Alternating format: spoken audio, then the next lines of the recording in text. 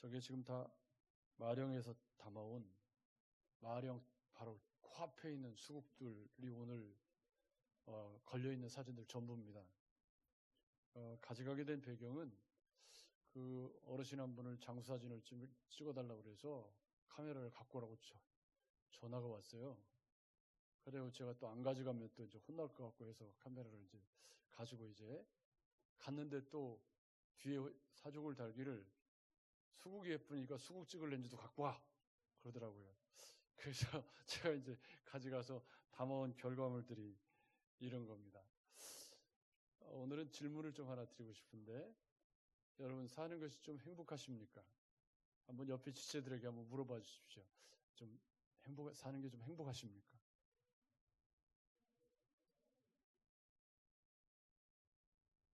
아니, 왜 행복하시냐고 물어보는 게 어려우세요? 그러면 무엇 때문에 행복하십니까? 행복하지 않다면 나를 행복하지 못하게 하는 이유는 또 뭘까요? 사실은 한 번뿐인 인생이고 오늘 한 번 살면 다시 오지 않는 오늘인데, 생각해보면 행복하게 살아야 될 책임이 우리에게 있습니다. 그렇죠? 어떻게 하든지 오늘을 감사로 채우고 행복하게 조금 살면 더 좋겠는데, 왜 우리는 행복하다고 말하는 일들이 그렇게 귀할까요?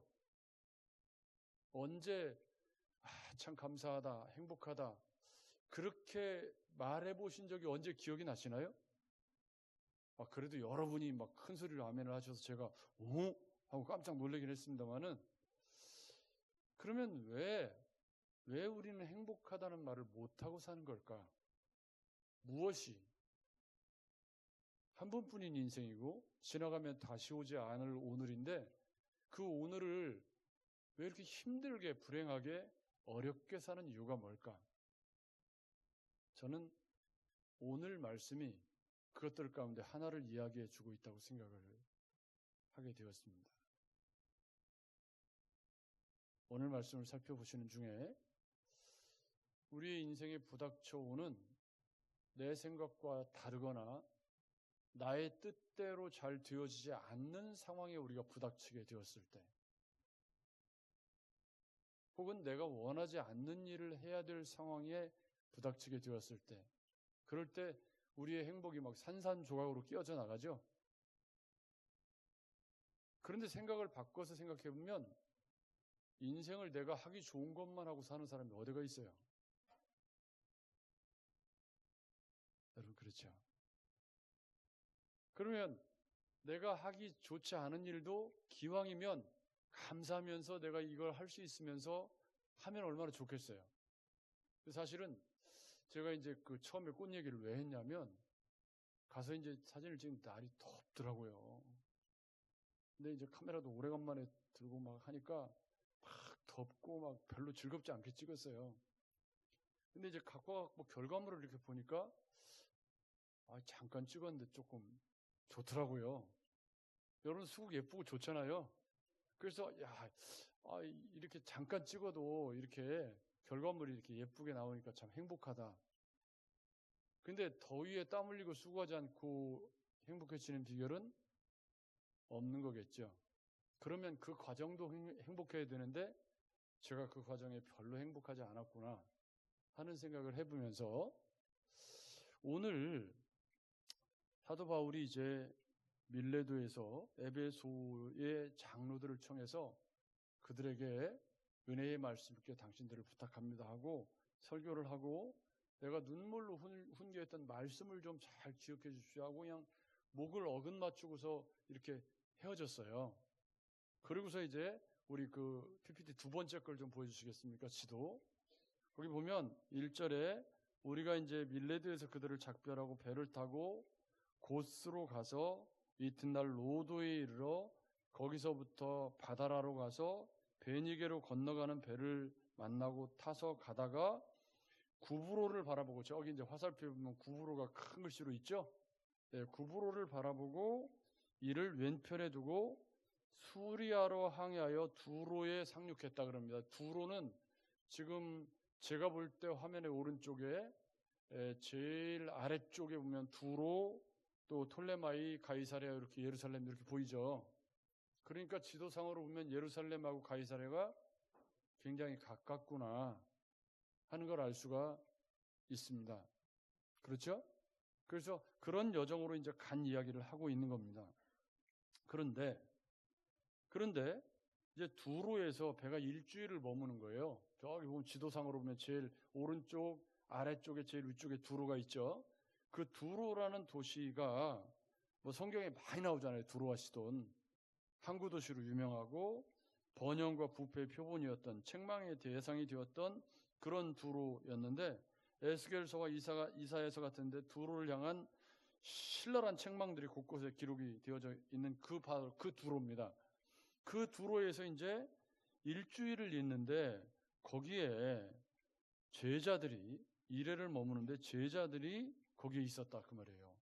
두로에도. 그러니까 이게 복음이 스데반 집사의 일로 땅끝까지 퍼져나가는 여정에 예루살렘과 온 유대의 구석구석에 복음이 퍼져나가는 흔적들을 이제 볼 수가 있는데, 그게 사도 바울이 가는 곳마다 여기 보면 그 제자들이 그럽니다. 뒤에 보면 여기 가이사랴에 이르러서 거기는 또 형제들이 그러거든요. 그러니까 이 형제들과 제자들 어떤 차이가 있는지 모르겠지만 제자가 더 가까워요? 형제가 더 가까워요? 네? 형제가 더 가까운 거죠? 형제가 더 가까운 거잖아요. 그러니까 이건 뭐 이제 기록하는 누가의 심정이었는지는 잘 모르겠지만 아무튼 제자라는 표현도 쓰고 형제라는 표현도 쓰고 있구나, 이제 그걸 알 수가 있습니다. 그런데 이 두로에서 이래를 머물면서 있는데 그 제자들이 성령의 감동으로 바울더러 예루살렘으로 들어가지 말라 그러더라는 거예요. 근데 여러분 20장 사도 바울이 21절 보십시오. 유대인과 헬라인들에게 하나님에 대한 회개와 우리 주 예수 그리스도에 대한 믿음을 증언한 것이라 그러면서, 보라 이제 나는 성령에 매여 예루살렘으로 가는데 거기서 무슨 일을 당할는지 알지 못하노라. 오직 성령이 각 성에서 내게 증언하여 결박과 환난이 나를 기다린다 하시나 내가 달려갈 길과 주 예수께 받은 사명 곧 하나님의 은혜의 복음을 증언하는 일을 마치려 하면은 나의 생명도 조금도 귀한 것으로 여기지 아니하노라 하고 예루살렘으로 가겠다고 선포를 했습니다. 근데 분명히 성령의 매임을 받아서 나 예루살렘으로 간다 그랬는데 4절 말씀에 보니까 두로에 있는 제자들이 성령의 감동으로 바울더러 예루살렘으로 들어가지 말라 그래요. 그럼 사도 바울이 메인 성령은 어떤 성령이고 두로에 있는 제자들이 감동받은 성령은 어떤 성령이길래 똑같은 사건에 대해서 사도 바울은 성령의 매임을 받아서 예루살렘으로 간다 그러고 똑같은 성령의 두로에 있는 제자들은 감동을 받아서 가지 말라고 그러느냐, 이런 문제가 생깁니다. 일단 저는 바로 전에 이 사도행전 묵상을 끝마쳤기 때문에 이 성령에 매였다는 것에 대해서 고민이 좀 많았어요. 왜냐하면 학자들이 설명하기를 성령에 매여 예루살렘으로 가야 하는 이유가 오순절 이전에 도착하는 거하고 구제 헌금을 갖다 주는 거, 그 때문에 가야 된다는 거예요. 근데 실제로 우리가 읽은 21장 이후에 17절 이후에 예루살렘에서 일어난 일을 보면 오순절도 상관이 없고 헌금 문제도 나오지 않습니다. 그리고 수만 명의 예수 믿었지만 아직 바리새인에 머물고 있는, 율법주의에 머물고 있는 유대인들 때문에 야고보 장로가 와가지고 좀 정결례를 좀 행해줬으면 좋겠다 해서 정결례를 행하다가 붙잡혀가지고 모진매를 맞고, 그리고 재판에 계류돼가지고 3년 동안이나 질질 끌려다니다가 결국 로마로 가는 겁니다. 그러면 여기 성령의 매여라고 할 때 이 성령의 매임이 우리가 생각하는 오순절 안에 뭐 도착해서 뭐 구전금을 전해주는 그런 내용은 아닌 것 같다. 어쨌든 사도 바울은 이때 내가 이런 과정을 통해서 로마로 가게 될 것이라는 생각을 했을까요? 못했을까요? 못했겠죠. 왜요? 아직 안 일어난 일이니까. 근데 성령께서 예루살렘으로 꼭 가야 된다라고 강권을 하시기 때문에 성령에 매여서 나는 예루살렘에 간다. 근데 거기서 뭐 무슨 일을 만날지 내가 알 수 없고 결박과 환란이 기다린다. 근데 우리가 사도행전 뒤에까지 다 묵상하고 지나왔잖아요. 무슨 일이 있었죠? 결례를 행하다가 아시아에서 온, 그죠? 아시아에서 온 유대인들이 전후좌우 따져보지도 않고 드로비모 뭐 데리고 왔다고 그냥 누명 씌워가지고 그 자리에서 폭행하고서 그러고서 붙잡혀서 천부장이 죽일 것 같으니까 글라우디오 루시아가 사도 바울을 보호해서 가이사 총독 벨릭스하고 뭐 베스토 앞에 이렇게 서면서 그렇게 진행이 됐거든요. 그러니까 여기 무슨 일을 만날는지 또 결박과 환란이 나를 기다린다. 그리고 여기 성령이 감동으로 바울도 예루살렘에 들어가지 말라. 이 공통점이 뭐죠? 아직 안 일어난 일인데 우리는 참 죄송하게도 아직 안 일어난 일을 미리 공부를 하고 지나왔어요. 그 예루살렘에서 무슨 일이 있었는지 우리가 알아요, 우리는. 근데 이 사람들은 알아요, 몰라요? 몰라. 아직 몰라요. 근데 결박과 환란이 기다린다는 얘기를 들으면서도 나는 예루살렘으로 가야 된다. 사도 바울이 성령께서 나를 강권하셔서 나는 꼭 가야 된다. 라고 말했을 때 그 이유가 너무 약해요. 그 제가 고민이 그러면 사도 바울의 성령의 매임을 받았다는 건 어떤 의미로 이해를 해야 되는 걸까?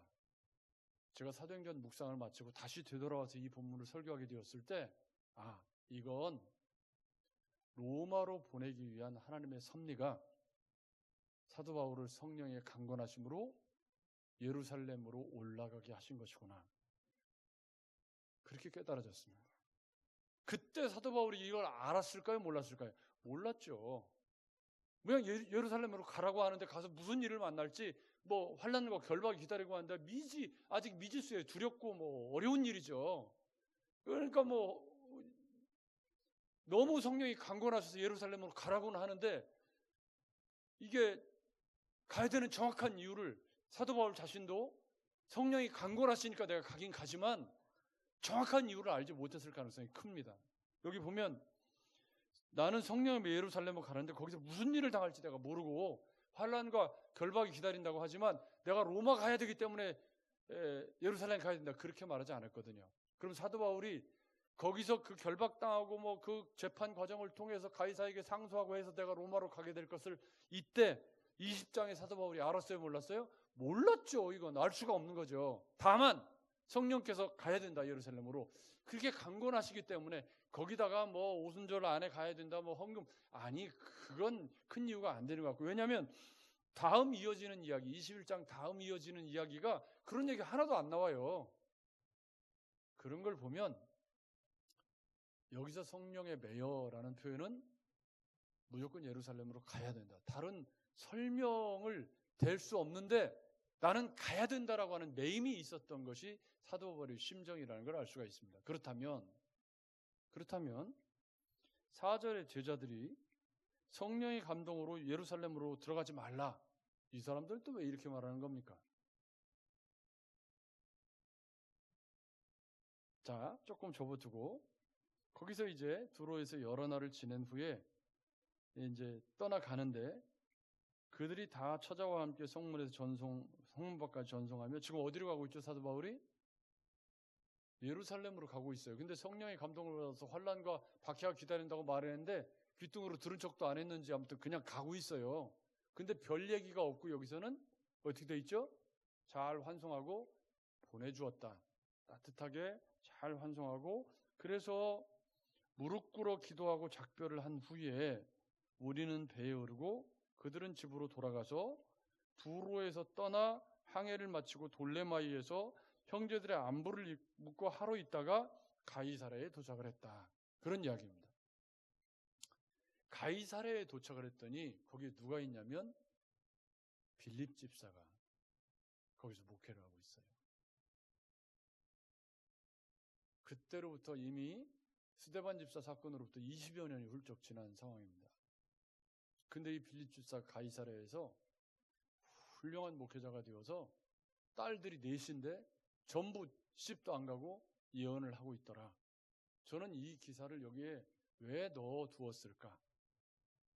여러분, 이 기사를 여기다 왜 넣어뒀을까요? 여기 8절 말씀을 거기 빌립의 집에 들어가서 머물렀다는 걸 얘기하기 위해서 써놨을까요? 아니면 땅 끝까지 이르는 여정에 사용되었던 빌립 집사가 여전히 이렇게 신실한 그리스도인으로 하나님의 교회를 섬기면서 딸들까지 믿음으로 잘 자라고 있더라. 그런 위로의 말씀을 주려는 걸까요? 뭐 보나마나 두 번째겠죠. 그래서 저는 이런 생각을 합니다. 빌립 집사 잠깐 나타났다가 없어졌잖아요. 그죠? 그래서 사라진 줄 알았더니 가이사랴에서 너무 잘 살고 있는 거예요. 믿음으로. 그리고 사도 바울이 전도여행 하다가 그 집에 들어가서 지금 묵고 있는데 딸이 넷인데, 딸 넷 부럽다. 딸이 넷인데 이게 거기서 이제 머물렀다, 그런 얘기입니다.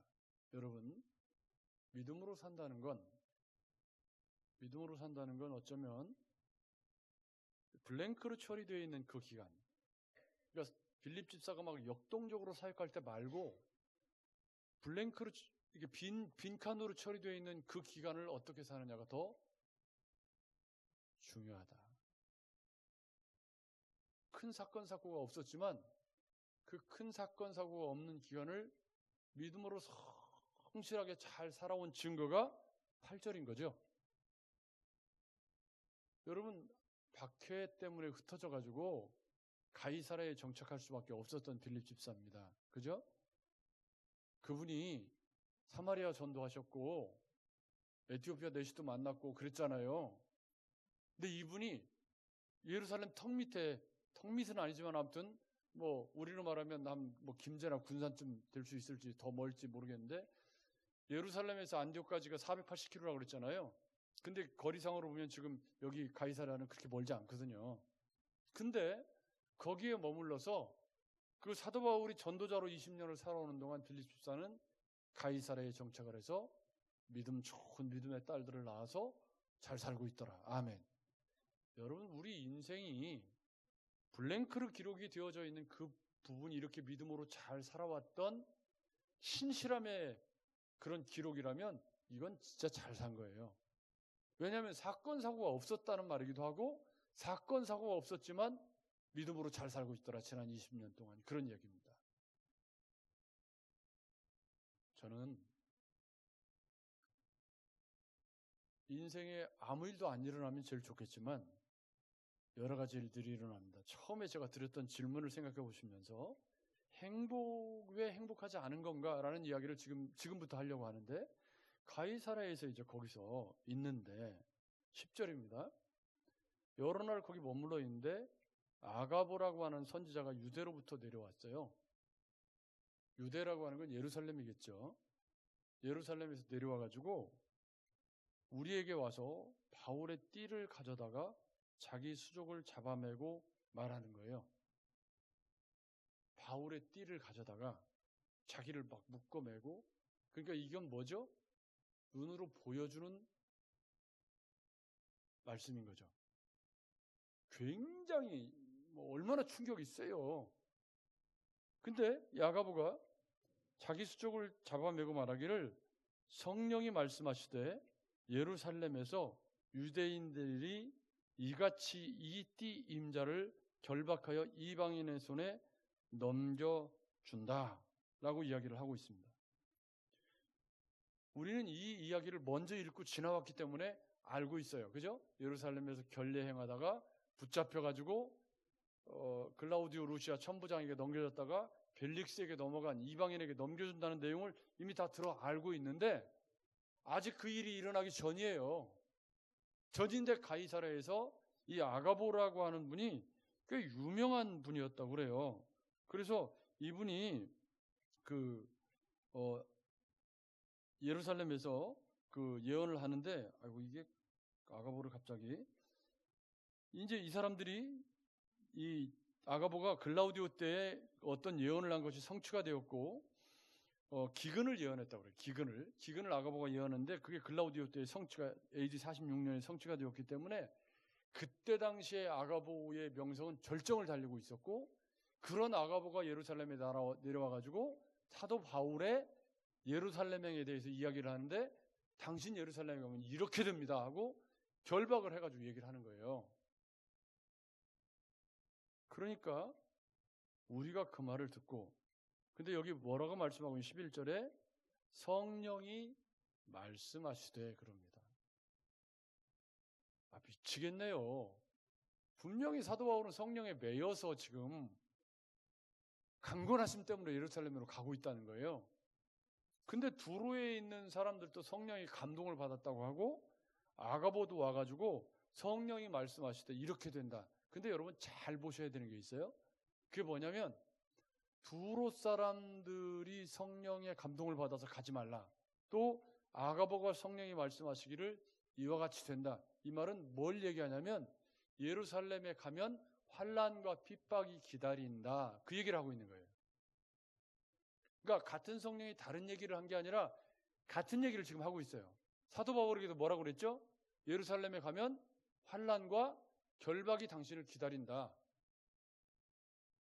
그럼 똑같은 성령이 똑같은 이야기를 했는데 반응은 달라요. 어떻게 다르냐면 사도 바울은 환난과 핍박이 기다리지만 나는 가야 된다. 예루살렘에. 제자들은 환난과 핍박이 기다리는데 못 들어가냐? 당신 아니면 예루살렘에 복음 전할 사람이 없습니까? 꼭 지금 가야 됩니까? 안 가도 되지 않습니까? 이런 미묘한 입장 차이가 있는 겁니다. 근데 여기서 우리가 놓쳐서는 안 되는 게 있어요. 그게 뭐냐면 두로에 있는 사람들, 에베소에서 만난 밀레도에서 만난 에베소의 장로들, 그리고 여기 가이사랴의 빌립 집사를 포함한 우리가 12절에 우리가 그 말을 듣고 그곳 사람들과 더불어 할 때 우리가는 누구죠? 누가와 디모데와 실라와 뭐 기타 등등 그 사람들. 그럼 이 사람들이 예루살렘으로 올라가지 말라. 이건 성령이 하시는 일이에요. 성령이 보여준 박해에 대한 이들의 마음인가요? 성령이 박해가 기다린다고 하니까 가지 마십시오. 그러면 이 가지 말라고 하는 제자들의 마음은 어떤 마음이죠? 따라서 합시다. 사도 바울을 아끼고 사랑하는 마음. 그거예요. 이분들이 지금 성령을 거스리는 게 아니고 사도 바울을 존경하고 사랑하고 아끼는 마음이 아니 거기 가면 환난과 박해가 기다린다 그러는데 왜 가시려고 합니까? 안 가셨으면 좋겠습니다. 이렇게 가는 곳마다 배척하고 고발하고 때리고 하는 사람 유대인들 그리고 아끼고 사랑하고 존경하고 최선을 다해주는 소수의 사람들 예수 믿는 사람들 그런 사람들이 있었던 거죠. 여러분 거기도 저를 보십시오. 하나님께서 우리에게 어울림 교회를 이루고 여러 경로를 통해서 어울림 교회에서 함께 지어져 가도록 우리에게 은혜를 주셨습니다. 여러분 이 교회에서 우리가 서로 아끼고 사랑하는 마음으로 함께 지어져 가기를 성령께서 원하시는 줄로 믿습니다. 근데 가슴에다 손을 얹고 한번 생각해 보십시오. 여러분 우리가 이룬 교회를 아끼고 사랑하는 마음이 있으십니까? 나와 만나는 이 소중한 성도들이 정말 귀하고 아끼고 사랑하는 마음. 여러분 한 번뿐인 인생에 지금 우리에게 24년 저는 이제 어울림교회 우리 이제 개척되어서 24년 함께 하신 우리 장로님 몇 분 계시고 권사님도 계시고 그래서 이렇게 함께 오랜 세월을 가고 있어요. 그 세월을 함께 가는 중에 우리가 서로 아끼고 사랑하고 존경하는 마음이 우리 속에 무럭무럭 자라서 그 마음이 교회를 교회되게 하고 어울림이라고 하는 이름처럼 서로 다른 사람들이 그 아끼고 사랑하고 존경하는 마음으로 목회자에 대한 생각도 저는 같아야 된다고 생각합니다. 제가 부족한 면이 많이 있겠지만 그래도 말씀을 올바르게 전하려고 하고 투명하고 깨끗한 목회를 하고 있으니 아끼고 사랑하는 마음이 여러분들에게 있다면 그게 행복한 교회를 이루는 데 중요한 조건입니다. 여기 사도 바울을 이 사람들이 아끼고 존경하기 때문에 가지 말라는 거지 성령께서 막으셨다는 뜻이 아니에요. 잘 읽어보면 성령께서는 뭐라고 얘기한 거예요? 가면 환난과 핍박이 기다린다고 합니다. 그러니까 제자들이 아유 안 가시면 안 됩니까? 가면 환난과 핍박이 기다린다고 그러는데 왜 가셔야 됩니까? 그러면 사도 바울은 성령에 매여서 가야 되는 이유가 뭐죠? 아직 몰라요. 아직 잘 모르지만 사도 바울은 성령께서 강권하셔서 예루살렘에 가야 거기서 여차저차 해가지고 로마까지 가게 되는 여정이 하나님의 섭리 가운데 예정되어 있어요. 근데 지금 이 시점에서는 알아요? 몰라요? 몰라. 모르지만 사도 바울은 가야 된다는 거예요. 그럴 때 사도 바울이 논리적으로 내가 예루살렘에 가야 되는 이유를 설명할 수 있어요? 없어요? 없어. 그러니까 뭐라고 말하냐면 아니 어찌하여 울며 내 마음을 상하게 하느냐. 나는 주 예수의 이름을 위하여 결박당할 뿐 아니라 예루살렘에서 죽을 것도 각오하였노라. 논리적 설득이 돼요? 안 돼요? 안 돼. 사도 바울도 논리적으로 설득할 수가 없어요. 왜? 내가 왜 예루살렘으로 가야 되는지 정확하게 사도 바울이 설명할 수 있어요? 없어요? 없어. 다만 성령께서 매여서 강권하셔서 환난과 핍박이 기다리지만 예루살렘에 당신이 가야 됩니다. 이런 매임이 있어서 지금 가는 거예요. 근데 그걸 논리적으로 이 사람들에게 설명해 줄 도리도 없고 그냥 매여서 가는 거예요. 그러면 그 사람들이 볼 때 가이사랴의 성도들과 두로의 성도들을 볼 때 사도 바울이 고집 피우는 거예요? 아니에요?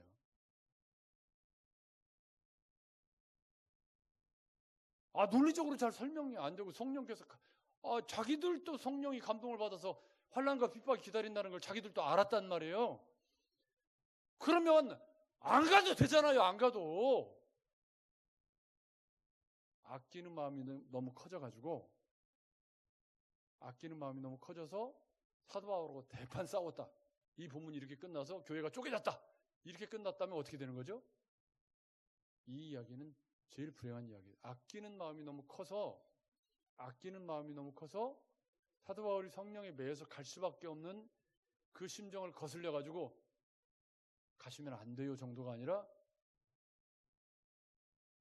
그렇게 하시면 관계 끊어요. 이렇게까지 갔다고 한다면 근데 여러분 현실에서는 이런 일이 어떻게 되죠? 우리 현실에서는 이런 일이 어떻게 돼요? 성령의 매임까지는 아니고 그냥 견해 차이가 좀 있어.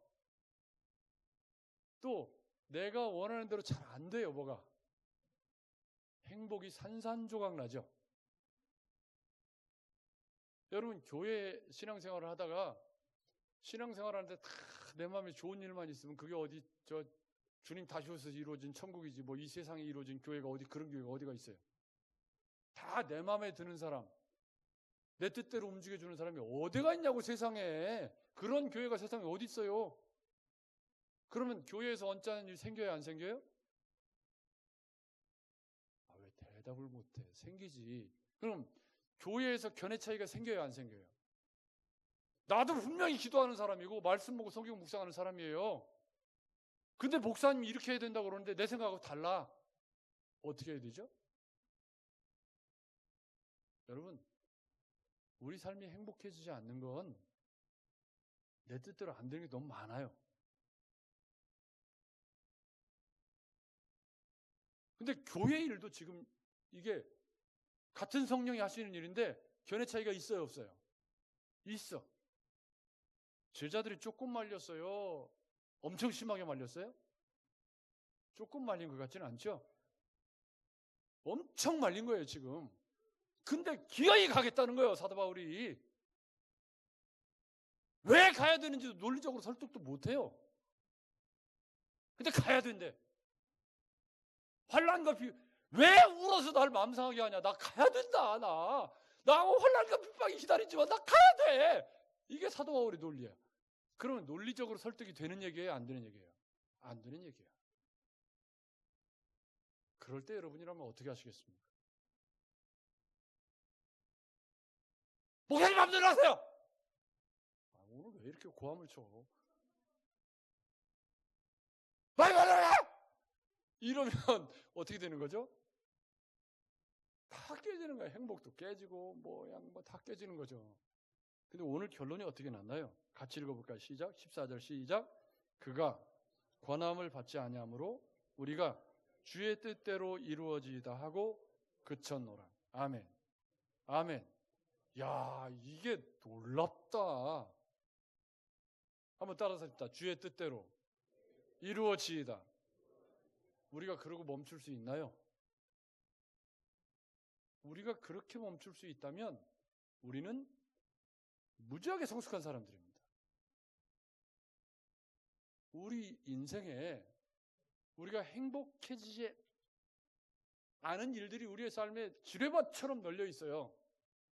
그럴 때마다 주님 내게 왜 이러시는 겁니까 도대체? 예? 왜 나한테 이렇게 하시는 거예요? 내가 좀 요즘 성대가 괜찮아졌다고 목을 너무 막 쓰는 것 같은 생각이 드는데 아무튼 그러면 행복이 산산조각이 나죠. 내 마음대로 되는 일이 더 많아요? 안 되는 일이 더 많아요? 안 되는 일이 훨씬 많아요. 인생이 내 마음대로 되는 게 얼마나 있어요? 안 되는 게 더 많지. 근데 교회 일도 분명히 같은 성령이 같은 얘기를 하는데 견해 차이가 이렇게 있어요. 근데 보니까 권함을 받지 아니함으로 이렇게 써놨지만 이게 무슨 말이에요? 사도 바울이 고집이 어떻게 센가? 예? 논리적으로 잘 설득도 못하면서 기어이 예루살렘 간다고 그러는데요. 지금 현실교회에서 이런 일이 있으면 어떻게 되죠? 교회 쪼개지고 막 상처받고 막 난리가 나고 그냥 시끄럽고 막 그러지 않겠어요? 아니라고 생각하십니까?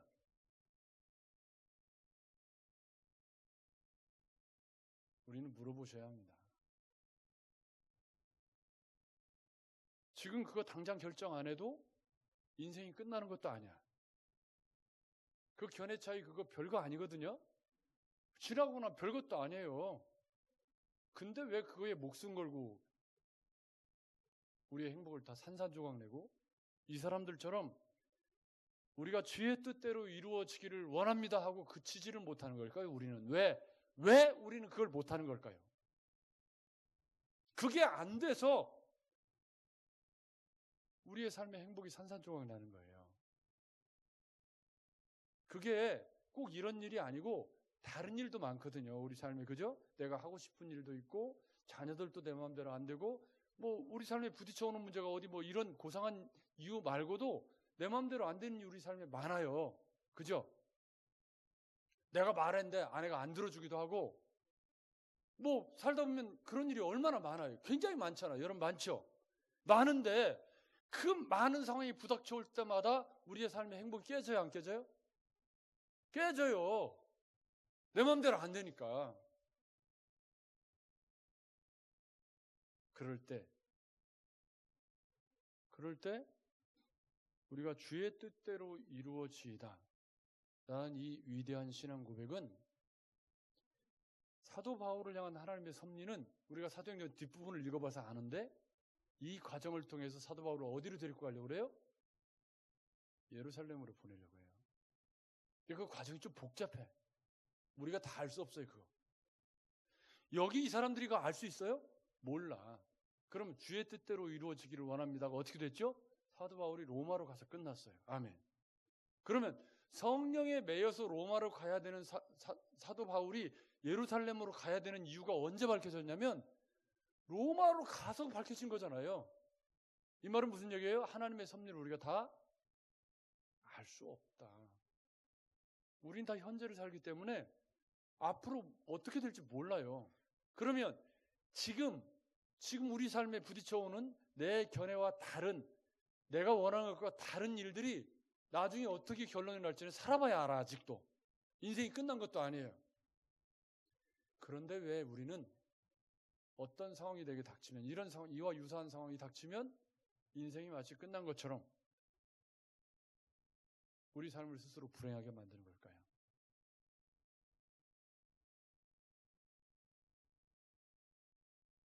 이 사람들처럼 사랑하고 아끼고 존경하는 마음으로 내 뜻대로 좀 안 돼도 주님 뜻대로 되기를 원합니다 하고 덮어줄 수 있는 믿음의 분량이 우리에게 없는 걸까요?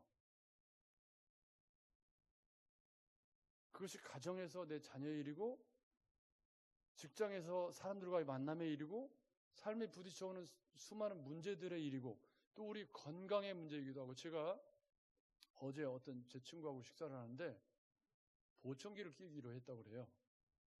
근데 그 친구는 앞에 4개 임플란트였거든요. 저는 생각해보니까 보청기도 안 끼고 잘 들리고 임플란트도 안 하고 치아가 다 건강하고 눈도 잘 보여서 이렇게 이 원고도 잘 보고 있고, 야, 참 다 감사할 게 많구나. 생각해보면 감사할 게 많죠. 근데 우리가 문제를 일으키는 점이, 우리의 행복이 깨트려지는 점이 어디냐면 이렇게 하나 걸리는 문제가 생기는 거예요. 하나 걸리는 문제가 생기면 주의 뜻대로 이루어지다 하고 끝나면 좋은데 그렇게 안 돼서 인지를 딱 잡고서 마음속에 인지를 잡고 그때부터 그거 묵상에 들어가는 거죠. 이게 왜 안 되는 걸까 하고 묵상에 들어가기 시작하면 기와집 짓고 초가집 짓고 빌딩 짓고 하다가 인생 자체가 다 뭐가 돼요? 이 연병을 넘은 세상. 이렇게 돼버리는 거죠. 그래서 오늘 주의 뜻대로 이루어지다라고 하는 이 한 구절은 믿음으로 산다는 것이 무엇인가를 우리에게 얘기해주는 위대한 선언이죠. 여러분 그렇죠? 한번 따라서 해줍시다. 주의 뜻대로 이루어지이다. 아멘. 무책임하라는 뜻이 아닙니다. 무책임하게 살라는 뜻이 아니고요. 우리의 행복을 빼앗아가는 일들이 삶에 부지기수로 많아요. 왜? 내 뜻대로 안 되는 게 어디 한두 개예요? 그런데 그런 일을 만났을 때마다 내 뜻대로 안 되기 때문에 막 그것 때문에 마음 상하고 막 다투고 쪼개지고 막 그랬다면 하나님의 교회가 어떻게 되겠어요? 그래서 여기 이 사람들, 가이사랴 사람들의 누가와 바울과 실라와 이 사람들이, 아니 실라와 디모데와 이 사람들이 주의 뜻대로 이루어지다 하고 사도 바울이 예루살렘으로 가는 걸 더 이상 만류하지 않았어요. 그 결과 어떻게 됐죠? 우린 뒤에까지 아니까 어떻게 됐어요? 사도 바울이 우여곡절을 겪었지만 하나님의 뜻대로 로마로 가게 됐어요. 아, 이렇게 하나님의 역사가 이루어져 가는 것이구나. 여러분, 우리 인생도 그렇습니다. 우리 인생도 지금 당장에 무슨 일이 일어날 것 같지만 그거 당장 해결하면 안 될 것 같아서 막 양당 간에 결단을 내야 될 것 같지만 지나고 나면 별거 아닌 것이 더 많아요. 우리의 삶에 인생을 살다가 내 인생이 내 마음대로 안 사라지는 순간, 또 교회를 이루어 살다가 교회에서 좀 견해 차이가 있고 뭐 목사님이 막 고집을 세우는 것 같기도 하고, 뭐 저는 평생 고집을 잘 못 세우고 지는 편에 속해 있는 사람입니다. 보기보다 제가 외강내유형이라, 외유내강이면 좋은데 저는 외강내유예요. 겉으로 강해 보이지만 속은 물러 터져가지고 맨날 지고 사는 사람이지 뭐 제가 또 그게 또 복음적이라고 믿고 살고 있고, 그래서 뭐 별 이의 제기하지 않고 저는 뭐 지금까지 그러고 살고 있습니다만은, 교회 일도 제가 어떤 주장을 해서 당에서 결정이 안 되면 저는 그냥 내려놓는 편이지 그건 뭐 싸워가지고 어거지로 하려고 안 합니다. 왜? 시간이 지나면 주님이 하실 거니까. 근데 속상하죠. 가끔은. 그래도 지도자인데 좀 존중해주면 좋은데 이런 생각을 할 때가 있죠. 그렇지만 이때까지 제가 그걸 부딪혀서 싸워서 깨트려 본 적은 없어요. 주의 뜻대로라고 하는 이 한 구절은 우리 믿음 생활에 던지는 화두입니다. 무책임하라는 말이 아니라 삶에 우리의 행복을 깨트려 내는 것 같은 상황, 사소한 견해 차이, 내 뜻대로 안 되는 수많은 인생의 상황들 앞에 믿음으로 사는 사람이 어떻게 그것을 행복으로 바꿀 수 있느냐, 주의 뜻대로 이루어지기를 원합니다. 아멘. 아멘. 그런 믿음으로 갈등과 다툼의 상황을 이겨나가고 봉합하고 우리 인생을 주님 뜻대로 살기로 했네. 그것이 우리 인생을 행복으로 인도하는 가장 좋은 길이라는 확신 가지고 또 한 주간 내 마음대로 사라지지 않는 인생 가운데 내가 주님 뜻대로 살기를 원합니다. 주님의 뜻이 내 삶에 이루어지기를 원합니다. 그렇게 고백하시는 저와 여러분들 되시기를 주님의 이름으로 축복합니다.